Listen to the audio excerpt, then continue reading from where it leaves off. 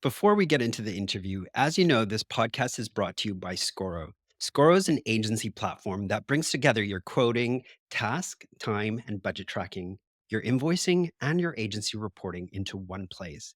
One reason I brought Scoro into my past agency was because we were a multi entity business. We had different agencies in different countries, and we needed a common platform that allowed us all to collaborate across the group and have a single place where all our group reporting was done. So it made it really efficient for finance, operations, and all the people in the team to collaborate. You can sign up for a free trial at scoro.com or drop me a note on LinkedIn, and I'd love to tell you about my experiences and why my team loved using Scoro. Now, back to the episode. I'm Harv Nagra. I'm an operations consultant, a former in house agency operations director, and head of brand communications at Scoro. Welcome to The Handbook, the Agency Operations Podcast, a space where we talk to fellow experts and operations leaders about agency life, discussing the challenges keeping us up at night, as well as strategies that help make things run a little bit smoother.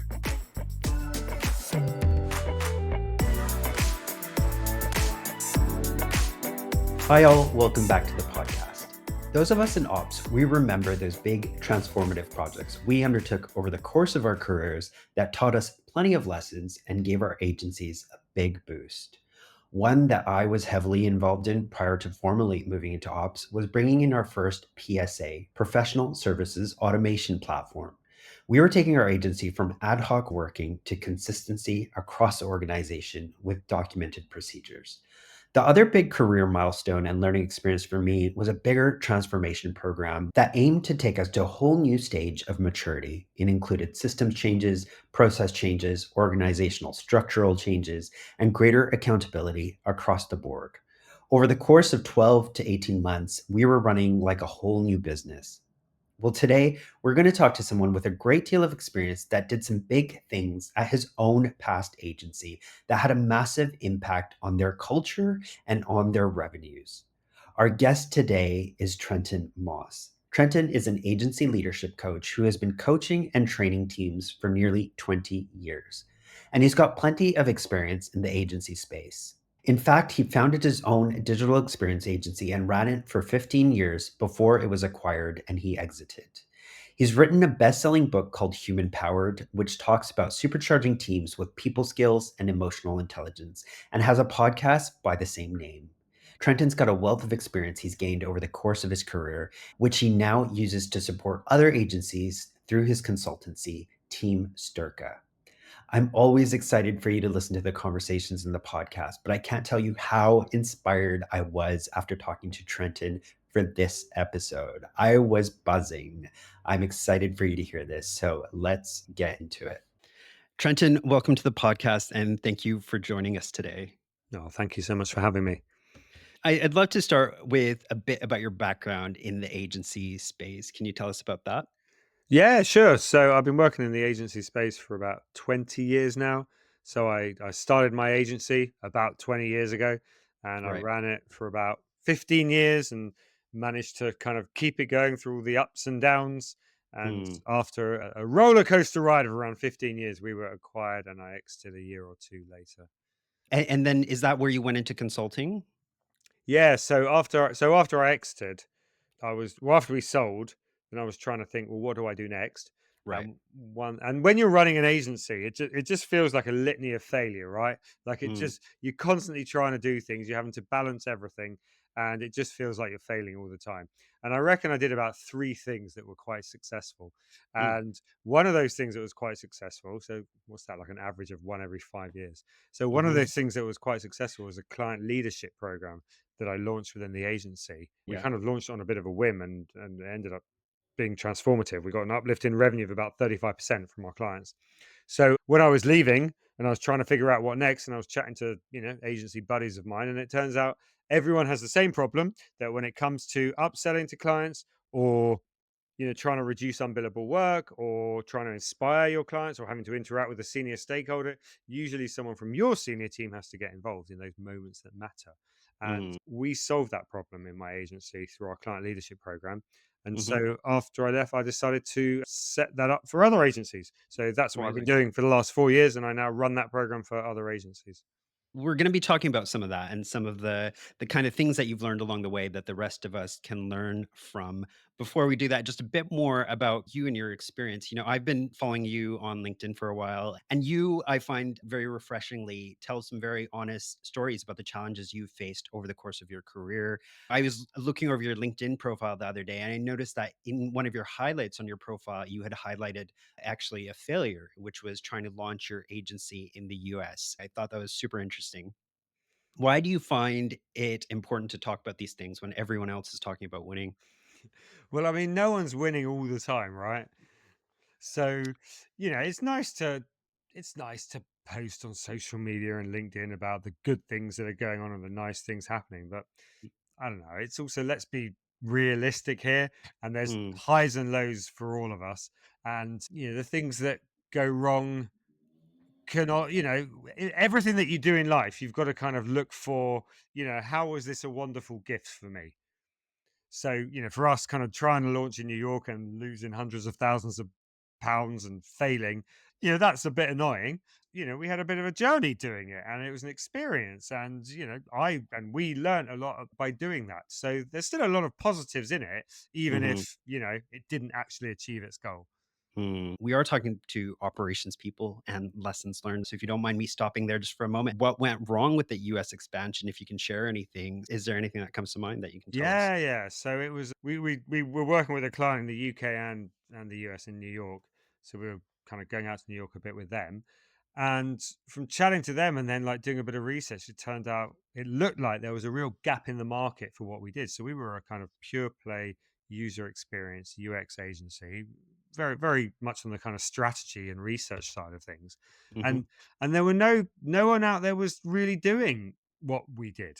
mhm, It was just from everyone we were chatting to, there was just no one doing it. So we were like, right, there's a gap in the market here. And the work we were doing with our client was just a small, discrete piece of work. So that finished. And we were right. like, right, well, we could, let's try launching in New York because here in the UK, we do a whole bunch of marketing and new business activities, and that generates clients. And then, we have a client servicing function that then kind of like, keeps those clients going. And, that's obviously how an agency runs. So we thought, well, we just do the same in New York. So we thought we'd launch with like our training. We had a training academy. So we thought we'd launch with training as well. So we hired Mm, some local sales and marketing people and got going. And the thing that we forgot or didn't really think about was yeah. here in the UK, our the engine that drives revenue into the business had, I think, around 10 years worth of track record, worth of recognition in the market, worth of brand. And when you go into a new market, in our case, America or New York, we had nothing. We were Right. basically just a startup, a nobody. Mm, No one had heard of us. Our credibility counted for nothing. And it was after a while that we kind of realized, yeah, we're basically just a startup. And here in the mm, UK, we've got this huge amount of brand equity that drives us forward and the momentum we've gathered over 10 years. And we just took for granted that momentum and didn't really think that it didn't even realize it existed until mm, before then. So launching in America, we were ended up pumping in a couple of hundred grand, I think. mm, And we maybe made back about 20 grand. mhm, And it's also it was a big distraction because mm, obviously, it's this shiny thing over there. We've got the kind of UK operation here, but look, there's America. And so it was a bit distracting, and it meant that we started actually running at a small loss in the UK because we kind of took our eye off the ball here. We were really right. flying at the time, and so that distraction kind of like impacted the business a bit here. So after Mhm, a while, we were like, we just can't continue like this. This isn't mm, working. So we pulled the plug. The other thing is that with all these things, ideas are cheap and execution is extremely hard. So mhm, a good idea to launch in New York, it was a good idea, right? There mhm, was a gap in the market for us. The hard thing isn't coming up with the idea. The hard thing is executing it. And once the reality of kind of like, flying over there and then back on the red eye and the jet lag and, mm, staying in like Airbnbs or hotels, yeah, the reality, when the reality kicks in, yeah. it's a bit less exciting. And last question on that story, if you were to do it again, well, is the lesson that you wouldn't have done it or you would have changed something about your approach then? I would have made sure we had a client out there on a on an ongoing basis. So the client we'd work Right. with was, it was very much a one-off thing. It was always going to be a one-off thing. I would have Yeah. made sure we'd had a decent, meaty, chunky client out there with at least a 6-month run rate, and all the profit from that we could then funnel into trying to acquire other clients. And if that had worked, then we could have kept going. And if it didn't, then we would have stopped. But nothing gained, nothing lost. Right. Right. So we'd been chatting beforehand and we were kind of going over three key lessons or maybe stories that we're going to go into with yourself today. So yeah, let's get started. Okay, great. Well, I think one of them we were going to talk about how to get your whole team to be a client superstar. Yeah. So we really doubled down on this. We had a bit of a problem because as a user experience or UX specialist, we were very niche for quite some time, and then all of a sudden UX went very very mainstream, and Yeah. that meant we were now competing with the likes of Accenture and IBM, and we were pitching against Accenture and IBM. So we knew we had to up the ante, and the big consultancies, they're the masters of land and expand, and us Mm, agencies, we're kind of like the masters of our craft and being passionate about our craft. But when it comes to kind of that commercial mindedness, it's not as much part of our DNA in the way that it is for the big consultancies. So we knew we had to do something about it. So we tried a few things. We really wanted to kind of motivate the team yeah. around, like, all of us are responsible here for the commercial success of the business. So one Hmm. of the first things we tried, actually, we did a profit, we launched a profit share, thinking like, okay, that's going to be good. That's going to help getting people thinking about, how do we make sure the company's more successful? Yeah. Big, biggest disaster ever. Really? Yeah, yeah, it was like a huge failure. So, Okay. so we launched a profit share, and a few months later, we were doing so well. We were smashing all of our targets, and Hmm. and you could already see we were going to hit our targets for the year. Even a few months in, we were doing so well that there would have Right. to be the most enormous disaster for us not to hit those targets. And when we did Mm, hit them, so we hit them and it paid out. But even then, it was still a massive disaster. And the mm, problem is, with profit shares, I find there's loads of problems. So first problem is that everyone just fixates on the amount they're going to get, and then yeah. eventually that amount just becomes normal and it becomes an expectation. So then if you hit your target, which we did, and there's a payout, no one's any happier. They're just getting what they Mm, expected. So the best you can do is nothing. And the worst you can do in that is annoy people because you didn't hit your target and they didn't get their payout. So that right. wasn't great. And then like people just got kind of furious with us after we launched it because Mm, they were saying, and I get this, they were saying, we work really hard and we're really passionate about what we do. So hmm. what are you saying, that you need to dangle this like carrot of like money in front of us for us to kind of work a bit harder? So they didn't Mm, like that. Obviously, we weren't yeah. saying that. And then like because there was this profit share, everyone started, it brings the word profit front and center of the conversations. So everyone starts speculating how much the leadership in the agency are taking home, because we all know that if you're running an agency, that's the path to riches. Like, Mm, that's the way you get like mega salaries, on the yeah. leadership of a small agency. So Uh-huh. yeah, it didn't do very well for us. And the other thing is, it didn't work, even though, like, okay, so putting all of that aside, our Mhm, aim here was to get people to be motivated to help with the commercial side of the business, and it didn't work. Because mhm, here's the thing, when it comes to something like a profit share, no one person can really influence it. No mm, one's changing their behavior. mhm, So we tried something different instead. So we were like, right, well, how can we motivate people to kind of think more about the commercial side of things? We always shared our financials. Every monthly meeting, we were sharing financials. We'd explain to people what the difference between revenue and profit is, which, for many of us is like, what? You need to explain it? But yes, you do. mm, Everyone has to go on that learning curve to understand how absolutely. finances work. After we'd been the profit share, we launched the Woomuff, and the Woomuff was really successful. So, Okay. this went on for years because it worked so well. So the WMF was the We Made It Fund, or Okay. WMIF, or WMF, Okay. and it's a fund that you get access to when you finish a client engagement or for a retainer, like at the end of each month, like we made Mhm, it, yay! mm, And you got access to a fund that was equal to 1/3 of 1% of the client spend. okay. So if the client spent 100 grand, you'd get access to 3 No, £300, Right. £333 if the client spent Mhm. 100 grand. And you didn't actually get that money though. Mhm. You got access to spend that money. And so the teams would spend that money on, maybe if it was a small thing, then they just go out to the for a few drinks, and get Mhm. a couple of drinks with the money. Or if it was a bit bigger, they could go out for dinner together. And then what started happening was people would like get together and pool their monies and start Mm. saving up for like more interesting experiences. And they'd go out to the theater or they'd go Mm. out to do like a crystal maze experience. And so this was really great for morale, but what it also did is it achieved our original goal Mm. in insofar as people were now talking about how they could get opportunities to get more work from clients so as to generate more money so they could then go to the crystal maze. So they'd be sitting together saying, right, we've got another 70K forecast for this client, but we need to get it up to about 100K so that we can do our activity together.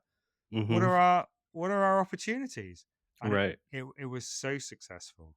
And I think the reason it was so successful was that people could tie back their reward to something they did.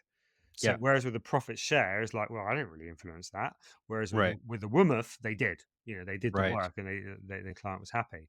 It was also an experience. So money in the bank isn't particularly motivating people. It's nice, but Mhm. doesn't create like a long lasting memory in the same way of going to theatre and going for dinner and going for the Crystal Maze. These are nice experiences that you're having with your team that you're associating with the company. Mhm. Um, but also like the kind of just the group being in charge of it and the kind of bringing the team together. So Mhm. the Womaf was really successful, and we did that at the same time as reorging as well, and we reorged into a pod structure, and Okay. again the specific goal of this was to raise people's commercial understanding of what it takes to run the business Mhm. and to motivate them to want to help with the business succeeding. Because look, we had, company values and a defined company culture and a way of being, and we had a vision that was all around the services that we deliver, and everyone's passionate about what we do. But ultimately, if you don't make profit, none of that Mhm. matters. Because if you run at a loss every month, you will eventually go out of business, and all of that lovely, nice stuff, well, it's gone. Mhm. So, it's important that people realize this, that there is all this lovely, nice stuff, and that is key. But ultimately, what underpins that is us making profit. Mhm. So moving to a pod structure Mm. was, along with the Woomuth, just revolutionized the agency, because Amazing. what you had previously in terms of our practitioners, the Mhm. people doing the work, they were so passionate about the work and so, frankly, brilliant at what they did. But they weren't so great at selling in their work to clients necessarily because they just get too bogged down in the detail. And Mhm. in terms of like having difficult conversations with clients, avoiding unbillable time, inspiring clients, getting your work signed off quickly, upselling. Again, they weren't as good as what we'd have liked them to be, and they Yeah. weren't focused on that. They weren't interested in that. And Mm. by moving into a pod structure where we had about almost 15 people in each pod, these are Okay. autonomous businesses. It Yeah. exposed everyone there into basically running the business, running that pod business. Mm. And I would say it shifted the dial for many of our delivery people from focusing 100% of their brain space just on delivery and the work to Mhm. maybe 95%. And that other 5% was on the commercial side of things. And Mm. that was for many of them, that was a big enough shift. And Mhm. just for them being part of that team in that pod that is trying to like be a successful business just changed everything. And all the two pods had targets around revenue and a few other things. And the revenue target then got broken down into, right, here's all the people in your pod, and here's Mhm. everyone's billable, here's everyone's day rate, and so here's roughly how much billable time we all need to do. And everyone could see that, so they could understand how we got to those revenue targets, and roughly like what everyone needed to contribute to get there. So that was really, really great. We had all of that information available anyway, but it Yeah. wasn't kind of it was just presented to everyone every month in the all Mm. hands. Whereas by being in the pod, they were kind of that information was part of them helping to run the business. Mm. So it's really game changing. So yeah, targets around revenue, targets Mhm. around client satisfaction, targets around team happiness because we wanted the team to be happy, obviously, and Mhm. targets around supporting our marketing and new biz function because that's set outside the pods.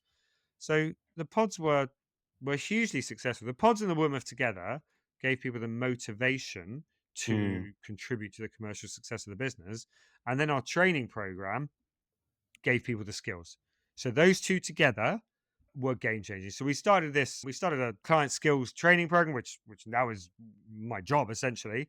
And it was hugely successful. We did team training, everyone together, half an hour every Friday morning, 9 to 9:30. You had to be there. Three reasons you Okay. could not be there. And those Yeah. reasons were I'm sick, I'm on holiday, I'm dead. Okay. You couldn't be at a pitch. You couldn't be with a client. You couldn't be Yeah. running research. You could, and the same for me. I couldn't do it. I had to lead by example. All of us had to be there. Mm. And there's something called the forgetting curve, Mhm. which is basically like a curve that just shows how over time you forget what you learn. So you do Mm. a learning intervention, and over time the curve comes down. So if you're watching this, you can see my finger, and if you're listening to this, well, my finger's basically coming down on a curve, Yeah. and just shows like how much you remember, and that goes down to zero over time. But if you Mm. do one or two or three reviews of what you've learned very quickly, then Mhm. what happens is you start to remember it, and that forgetting curve comes down much flatter until you basically remember it. Right.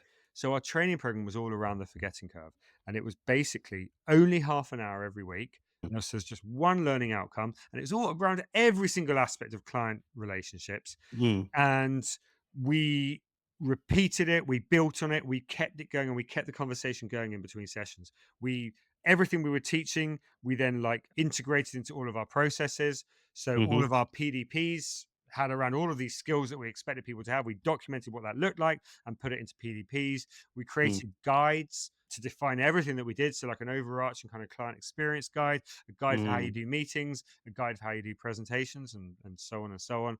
And again, Yeah. these got integrated into our processes. So, our operational people, our what we call experienced directors, the kind of most senior people in accounts, our PMs, they were in charge of making sure this stuff was happening. We had checklists that you kind of Mhm. went through. So when a pilot gets on an airplane and is ready to take off, even if that pilot has flown 20,000 times before, they open up Mhm. that book and they go through that checklist one by one, even though they, probably could say it in Chinese or say it backwards. They've done it Yeah. so many times. And it was the same kind of principle, just constantly drilling this stuff into people. All of this worked. 35% uplift in revenue with our clients the next year. It was mad how successful this was. But it was so much more than that. It wasn't just about revenue. It Yeah. Our culture flourished as well off the back of this, Mhm. because all of this, people really felt like we were investing in them, because all of this Mm. this was all a huge effort doing Yeah. all of this, and we were always very transparent about why we were doing it, and how we think it's going to benefit all of us. And especially with the training, because all the training was around emotional intelligence and people skills. So we're applying it to client situations, but all of these skills you could use with whoever you want. So everyone starts using these skills with each other. So, in terms of like, when people are working on client engagements together and maybe not agreeing on something, they now have the tools to have difficult conversations with each other. And they would go home and like use these skills with their wives and husbands and kids and housemates. I was bonkers. So our culture absolutely flourished. And I remember when I left, I ended up leaving the agency before most people in it, and I got a few just really lovely messages from people who'd been around for a few years who just talked about the transformation they'd been on in Mhm. in Web Credible, my agency, as a Mm. result of all of this that we'd invested in everyone. And when you're running an agency, like, yeah, of course, you want to grow and you want to get good profit and you want to be kind of commercially successful, but that's like a fleeting bit of happiness.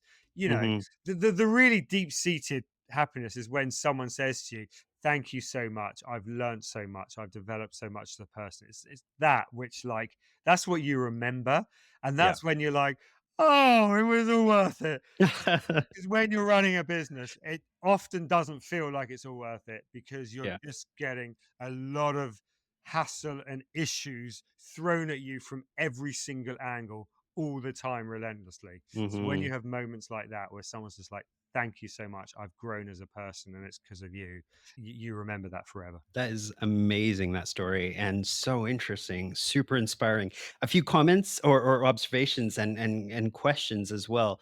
First of all of the approaches you talked about, were they your own ideas? Did you get external advice? Did you see something or read something? Where did that come Yeah, from? yeah. To be honest, we got a little bit of external help in, but I'd say 5%. The vast majority was us, because, like, us as a leadership team, we've got a lot of experience, right? And we generally think we're quite good with clients. I've also got quite a bit of a background with counseling and Samaritans and with coaching, so we could bring a lot of that kind of emotional intelligence in. And then we had a training academy in the business, so we knew how to do training. We did quite a bit of transformation work with clients, so we knew about behavior change and how to make that happen. So we had a lot of the ingredients in place. And then, Right. honestly, Harv, to be honest, we then just kind of made it up as we went along. And we would Okay. we would just be look we would talk as a leadership about what are the problems that we're seeing in the business in terms of the way people are with clients. And then we'd Mm, be like, okay, and what does success look like? And then we would come up with what we call the web credible way and yeah. codify what Mm, good looked like. Because mm, what good looks like for one agency can be different to what good looks like for another. There will be a lot of yes. similarities. So we came up with a lot of it ourselves, to be fair. And then Mm, because we knew how to do, as I said, training and behavior change, mm. we could easily implement it. And with that training, was that all kind of, those client skills? Was that kind of your own doing as well? Yeah. Yeah, and the one thing that we learned very early on Yeah. was that this can't be. We started off doing this, and we had to can it. Hmm. Is that this can't be. You all need to be like us, Hmm. and that doesn't work. And what we realized, what does work, is here's what good looks like, and let's do Hmm. loads and loads of like workshops and training around self awareness and emotional intelligence, so you can properly understand yourself and your communication style and your personality type, and then you need to work out how best to apply this. Hmm. You now know who you are and what Yeah. works for you, and you know what good looks like according to what we think good looks like. You got to work out how to get there now, and I that, like that was that. good. That was quite empowering. You mentioned these pods were about 15 people. What was the makeup of these teams in terms of profiles? Yeah, yeah. The pod we had was basically client services and delivery. So the leader of the pod was what we called an experience director, which is a UX person who's now pretty senior, is kind of like a mix of delivery and client services. And then we'd Hmm. have an account director, a project manager, and then various levels of different consultants. Mm. And Okay. then we'd have on every client engagement, you'd have someone doing the kind of the client leadership, someone doing the project management, and at least a couple, and usually two to three kind of practitioners. Right. But then the person doing the client leadership and the project management would flex depending on the scale of it. So for the smaller stuff, you wouldn't have a dedicated PM. Yeah. The account director might just do that. Or for the smaller Hmm. stuff, you may not even have an account director. It might Right. just be the practitioner who does that. So we'd have Mm. those roles ready, but we had this Hmm. flex model to allow it to work for the client. Because this is the big problem that a lot of agencies have is right, I've Hmm. got all these delivery people, but God, you can't really expect them just to organize everything. They're spending half their time doing admin. Okay, I better get a project manager in to help with that or someone of that ilk. And then it's like, okay, well, everyone's just kind of busy delivering and looking out for the risks and making sure everything's okay. But no one's growing the account. No one's looking for the opportunities. I better get Yeah. a client services leader and an account director or whatever. And Mm. before you know it, you've got this massively bloated team. And the client's like, well, why am I paying for all these people? So the model we came up with actually, it generally worked well because we could then so everyone was kind of T-shaped. Everyone had their specialism, like you're a UX practitioner, you're a PM, you're an AD, but then they might flex their muscles to do one of those other roles if it just didn't seem to make commercial sense from the client's point of view to pay for a whole extra person to do that. Makes sense. One, I guess just an observation. I'm gonna say it wrong. Was it Wimmuth? Oh, Woodmouth, yeah, yeah, Woodmouth. Wimmuth. We made Okay. it fun. We made it fun. Okay. I love that approach in that it contributed to the company culture. It wasn't like you were saying, the financial rewards sometimes can be it can end up feeling quite piddly, or people can start relying on it and it just doesn't motivate them anymore. So I love that what you did actually contributed to the company culture by the things people got to do and experience.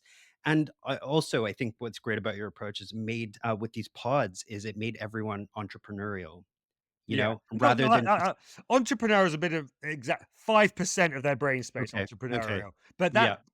when you apply that across everyone, that is a win because what would happen before is people might be working with a client. They might potentially see opportunities, but they don't have the confidence to kind of say anything to anyone. And they're not even Mhm, sure who they should talk to. So by bringing it in the pods, it gave everyone that kind of framework in which to contribute to that conversation, but they mm, weren't the ones then going to hunt for it and then make it happen. mhm, So it was like that team effort, but the experienced director or account director would be, generally leading from the front with that. mm, So it worked really nicely. And the I one, if you're right, it really did contribute to the culture. And we, so when it comes to money, Money for me is not a motivator, right? Mm, So if you pay someone a salary lower than what they yeah. think they deserve, that can be demotivating. But Mm, as soon as you're paying someone what they think they're worth, hmm. I don't believe if you paid them any more that you will add to their motivation. Um, Mm, what motivates people, I believe, is what Dan Pink writes about in his book Drive, which is mm, autonomy, mastery, and purpose. mm, And in autonomy, obviously having ownership, mastery, the ability to get good at something, and purpose, understanding the reason why you're doing something. So, mm. back to the Womouth, there was just, it's like, right, you got this reward, you've got total autonomy to work out what you want to do.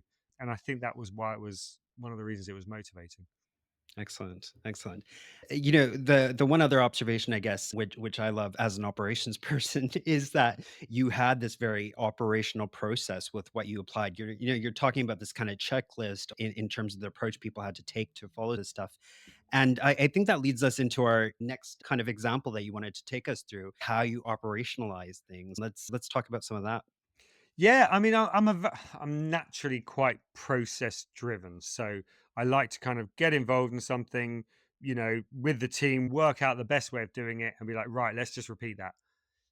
And sometimes I take that a bit far because sometimes the world moves on, and so Mm, what works today doesn't always work tomorrow. So true. I have to sometimes hold myself back. But essentially, from the off with the agency, so I was the sole founder. Once I was able to get it going and realize that it was a viable business, and started getting a team, from there on in, my personal objective was to make myself redundant from every single aspect of the business. So it was just gradually over time hiring people to take over from me. So, someone to run delivery, someone to run client services, someone to run, resource management and project management and so on, someone Hmm. to run new business and marketing and so on. And it took a while, if I'm fair. It took 13 years to get there. Hmm. And after 13 years, the company kind of ran itself without, and had a wonderful MD who ran it day to day, and I wasn't so involved on the day to day basis. And I could have like got out. I cycle around London. I could have cycled home, been hit by a bus, got under the bus, end of Trenton, and if they didn't replace me or do anything to replace me, I'm not sure if they'd have survived long term, but Mm, certainly for six months to a year, that'd have been absolutely fine. And then mm, they'd have just worked out a way of replacing me. So mhm, yeah, it was really nice that it's a very satisfying feeling to have something that I guess ultimately you've created, mhm, and to know it's now kind of running itself, and it runs itself in your image, right? Because if you're a founder, you create something in your image based on your personality type and your values. So to mm, see that running is, without you, it's incredibly rewarding. mm. Amazing. So let's move into the next area. One of my questions before was whether you brought in external support or kind of advisors and that kind of thing. And you were mentioning something about an advisory board. So Yeah, tell us about that. yeah, it worked really well for us. So I'd often have like non-execs and agency advisors kind of knocking on the door saying, hey, let's go for coffee or let's chat. And Mm, for me, just for me, it never felt right. So when mm, you're running an agency, it's just like it's just go, go, go, go, go. Right? mhm, You've got everything being thrown at you. You've got no time for anything. It's like, come on, let's go, go, go. And all of the advisors I'd meet and the potential Neds who did that for a job, like, they'd come in the office and, we'd have a drink, and they'd all just talk so slowly. And it would be like, if I don't kick you out, you're going to be here all day. Um, and so it just never sat right with me. It just didn't feel for me anyway. Maybe I just didn't meet the right people, but it just didn't feel like the right fit. yeah. And it was my father-in-law actually over Christmas one year who suggested about setting up an advisory board. And I thought, oh, that seems like a good idea. Mhm, So I reached out to a few people, and we ended up getting it going. So on our board, we would generally have two agency people and one brand person. So the mhm, brand person would usually be someone very senior, our target client from a big brand, so chief digital officer type person, which also mm, did mean that then they couldn't be a client. So it would have to be a brand that we don't work with, and perhaps we're okay never working with them. So we'd get someone very senior, usually like a global chief digital officer in to keep us up to date with tell us what's going on in brands. What are people talking about? And then we'd get two agency people in, and we'd try and get people in who could support us with whatever kind of bigger initiative we've got that we're working on. So like when we were like, right, we're going to launch internationally because that was such a great idea. We made sure that, we got someone in who has kind of launched in multiple locations. And so basically, I just reach out to people on LinkedIn. I'll be like, hey, I've got this agency and we've got an advisory board. You potentially interested? It's like 3 days a year of your time all Mm, in. So you obviously do this on the side and we'll pay you a bit for it. So I got mm, very, very good response rate. And then like really good. I was surprised every time. And then I'd go and, generally go and have a coffee with everyone and chat to them and talk about, my agency. And, mhm, what was really weird was when we were recruiting new people for the board, I'd have to turn some people down for it because I'd meet a few. So I went to meet the global CEO of Saatchi and Saatchi.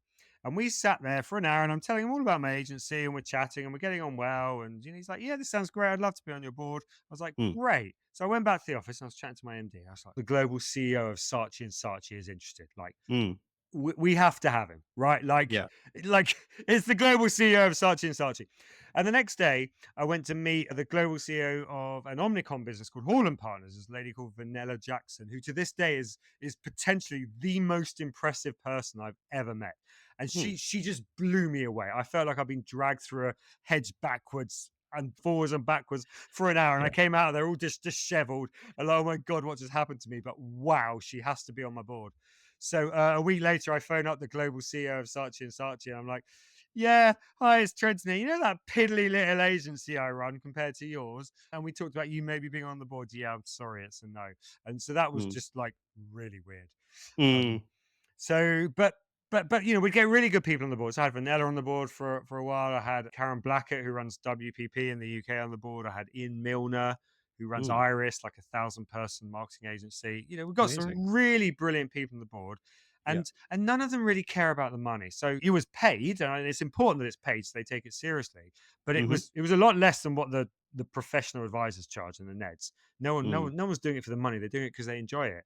mhm, And as a board, we'd get together once a quarter to talk about whatever we wanted to talk about, really. So me and my MD had to kind of drive the conversation. We had to talk mhm, about our strategic initiatives for the next year or so, and then take that back to each quarter, and then what we would do in the next quarter. And we'd usually mm, have a kind of a question, a kind of a topic of discussion, and some guiding questions. So we'd send them a pack before of like mhm, pre-read, and we'd go through that. And it was absolutely brilliant. It's one of the I talked before about, I think I did three successful things. One was all that client leadership stuff, and mm, another was this advisory board.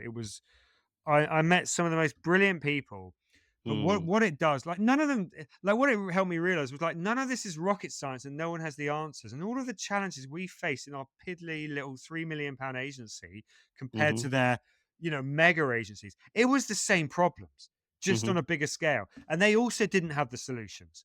There's no like silver bullet. You just got to mm, kind of keep moving forward and just doing your best. So that was really reassuring. But the other thing that it brought us was it just meant we had to act strategically, because otherwise you just get sucked into firefighting every single day.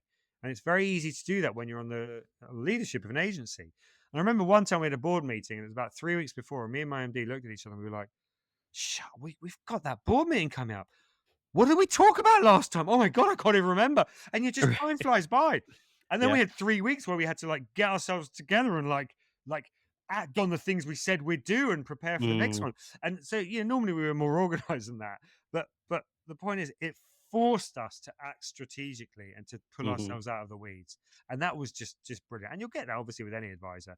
But I mm, think in particular with these guys, because they were so senior and they had mhm, a full-time job, that it was almost like if you've got like a professional advisor coming in every month, you're like, "Oh no, I haven't done that stuff." mm, They'll be like, "Oh well, okay, well I'll see you next month and hopefully you've done it." Whereas for these guys, we were like, "We haven't done this stuff," and they were like, "Well, why are we giving up our time to be here?"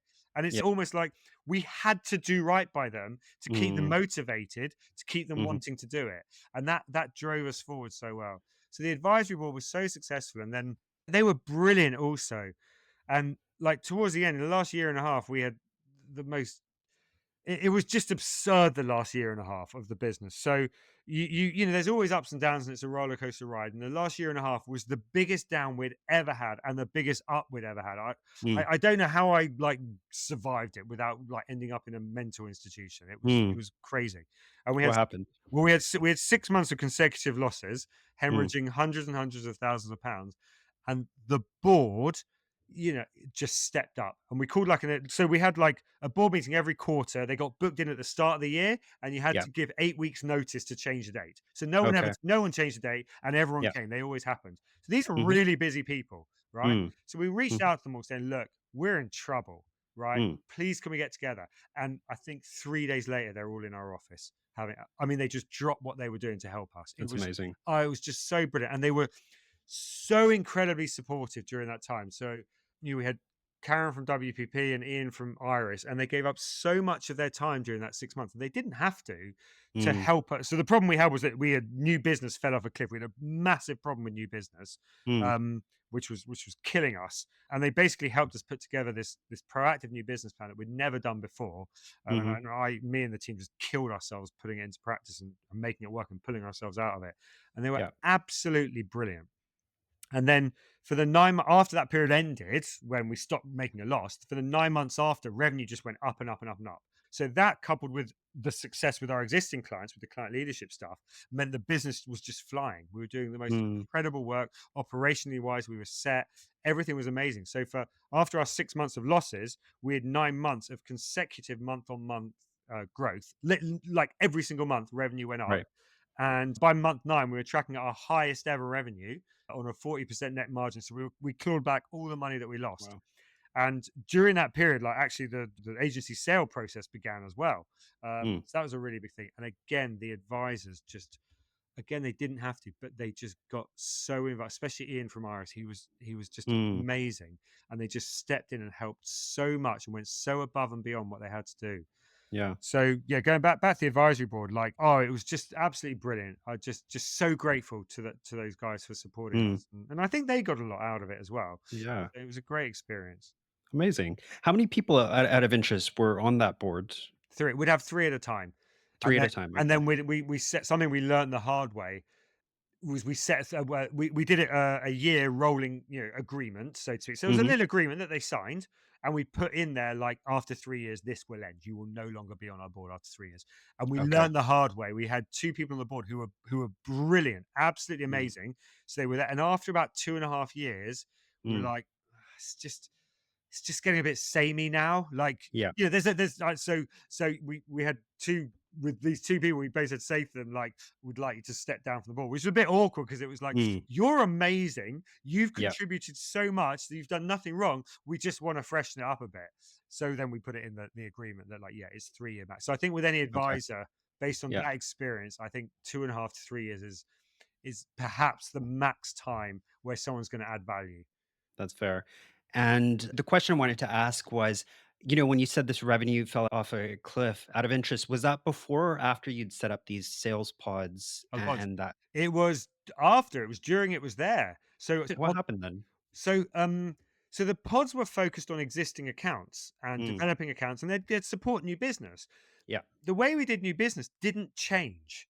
Mm. So we didn't take our eye off the ball on new business at all. The pod structure just kind of got people focusing more on commercial stuff. Yeah. What happened was, we think, just the perfect storm of so many different things coming together, but Okay. probably the main one was just how competitive user experience got. It went so mainstream all of a sudden that, I said before, we had Accenture and IBM invading the space. We had every big marketing agency invading the space. Just everyone was there. Mm. And it wasn't that we were losing pitches. We just weren't pitching. And so I remember I just had my second kid, Mm. and new biz just went really quiet. And I was like, okay, this isn't a bad thing because I'm kind of busy at home. So like a Mm. quiet period for a month or two will be quite nice. And that quiet period just went on and on and on. And there was just no inquiries. And we had, Mhm. for 13 years, 13 or 14 years, we had relied on this steady stream of inbound inquiries coming in from marketing, from word of mouth, and so on and so on. And we didn't need to do too much proactive new biz, Mhm. any outreach or anything like that. And yeah, that tap turned off. It just stopped. Interesting. Okay. So if you're listening and you are an agency that pretty much just relies on inbound inquiries, you're doing your Mm. marketing, your word of mouth, you're doing a few things. Yeah, Mhm. get an outbound strategy in place, because Mm. that tap can turn off at any moment and you will have no forewarning. Mhm. And we talk to people all the time, and I know that like past year and a half has been difficult, and that's been the reality. Can I say it has been very Yeah. hard, but what Yeah. What we ended up doing, which is what I think you could be doing at the moment and should be doing over the last year and a half. So, with the help of our advisory board, we put our new business strategy in place and implemented it. And we made a play to Mm, own that kind of strategic UX place and to make mhm, ourselves the experts out there and to just make it so clear that that's our niche. And mhm. when times get hard, we move away from our niche because we're like, oh, well, we want to do a bit of this and a bit of, we'll just do anything Yeah. because, because you're in panic stations. Yeah. And it's about doubling down on your niche. And then it's doing things like, podcasting, like what you're doing, creating Mm, communities for people in that niche, launching a journal about that niche, doing events within that niche, and so on and mhm. so on and so on. And that's what we did. We launched community for UX leaders within brands. And Mhm. again, this is probably my third really successful thing. The third of three. I've spoken about all of them. This community was mad successful for the business, and it's what turned it around. Um, Okay. so we launched this community for UX leaders within brands. It was a closed community with hand select people, so to speak. But essentially, if you were a potential client, you were in. And they get together. We get together every month for a round table. Have about 20 people coming along each time, and we'd curate a discussion, but they'd bring the content. They would just because they don't care about us as an agency. Yeah. They care about themselves. They're all just really lonely in their jobs. So we just Mhm. got all these leaders together in a Yeah. structured way to basically just share their pain and come up with solutions together. And Mm. by running that consistently, month after month after month, we were basically in touch with all of these leaders. And before you know it, we've won Tesco, we've won Vodafone, we've won Visa, we've won RBS. And you know what? We didn't have to pitch for any of them. Amazing. So Trenton, you talk a lot about emotional intelligence and how that impacts leadership. Agency people talking about a lot of different things, but emotional intelligence isn't one of those. But it's so important to relationships, and you've highlighted that in some of your examples. And in fact, you've written a book about this called Human Powered. Mm. So can you tell us a bit about that? What does it get into? Yeah, sure. Well, I mean, emotional intelligence essentially, there's three parts to it, right? There's Hmm. there's self awareness, there's knowing yourself and Yeah. understanding the things that you do to positively impact people and the things that you do perhaps to negatively impact you. And all of us, we will, have things that we do for both. So it's that real like self awareness and understanding and what drives you and what motivates you and, what upsets, frustrates, and annoys you. So Hmm. emotional intelligence is very, very much about understanding yourself. Hmm. Equally, it's about understanding others and having empathy for others. And empathy and sympathy are not the two, they're not the same thing. Empathy is about understanding where the other person is coming from. Hmm. And it's about assuming the best of intentions with everyone because no one sets out to wrong you or Yeah. frustrate you or annoy you. I didn't wake up this morning thinking, oh, what can I do to really annoy Harv on that podcast? What are the things I could do or say that's really Yeah. going to get under his skin? Like, Mm. that's just not a thing. But Mhm. people will do and say things that frustrate and annoy, Mhm. upset you. So emotional intelligence is about looking beyond people's behavior and Mm. understanding actually, where are they coming from? And then the Mm. final part of it is bringing those together. And it's about everything you do, taking a win win mentality. So, like, right, here's where I'm coming from. Here's what success looks like for me. And here's where you're coming from. And here's what success looks like for you. How do we Mhm. get a win win? I, Mm. you know what, Harv? I will not be happy if we leave this conversation with you not getting a good outcome. And Mhm. equally, I will be as unhappy if I don't get a good outcome. Let's Mm. work together to make that a reality for both of us. So the Mm. book, I mean, the book is, loosely based on the skills program that I ran in my agency, Web Credible. That's where it all kind of started coming about. And it's about how you deal with difficult conversations because we have difficult conversations with clients all the time. It's about how you build up deep and meaningful relationships with them, how you lead and inspire clients and get them to sign off your work quickly, and then how you kind of successful with them in all your interactions. Mm. Because here's the thing: when you work agency side, doing amazing work is only half the battle. And Mhm. for many agencies, and in particular practitioners, we think that great work will just be enough, and it's not. And I've seen in my agency us doing some of the most amazing work Mhm. and it just not landing so well because we haven't sold it in properly. So Mhm. doing amazing work is half the battle, and the other half is having everyone else and having your clients think you're doing amazing work. And it's Mm. about using your emotional intelligence to Yeah. make sure that they believe that what you've done is as amazing as what it is. Mhm. You also have a podcast of the same name, Human Powered. So you talk about similar themes. What kinds of people do you talk to? Yeah, I mean, generally it's agency leaders that come on the podcast and we talk about high performing teams. It's that Mm, simple. It's like, what do you've got a successful business. I mean, well, hmm. no one thinks of their own business as successful, right? Yeah, Like, because all you do is you see the problems. But you do have a successful business. What are the things that you do to make that business high performing? yeah. And it's almost always based on people. What are the Hmm. things you do therefore to make high performing teams? And Mm, like with you, I'm sure I've learned so much by doing the podcast. It's absolutely mm, fascinating hearing the kind of different things that people are doing. Love doing it. absolutely. Amazing.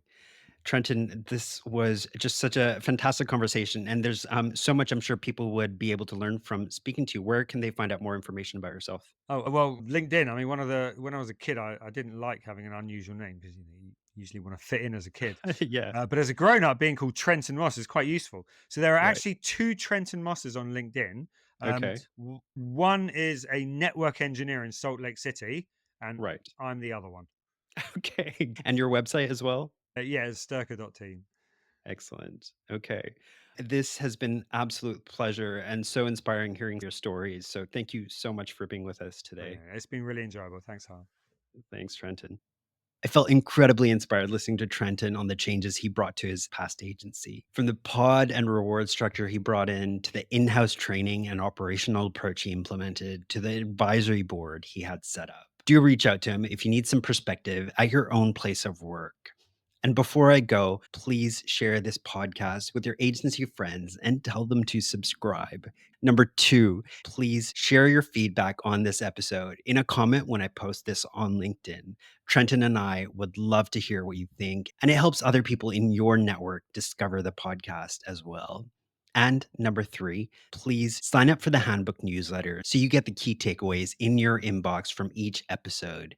You can go to scoro.com/podcast and scroll down to find the newsletter sign up form. Thank you so much for listening, and I'll be back soon with another episode.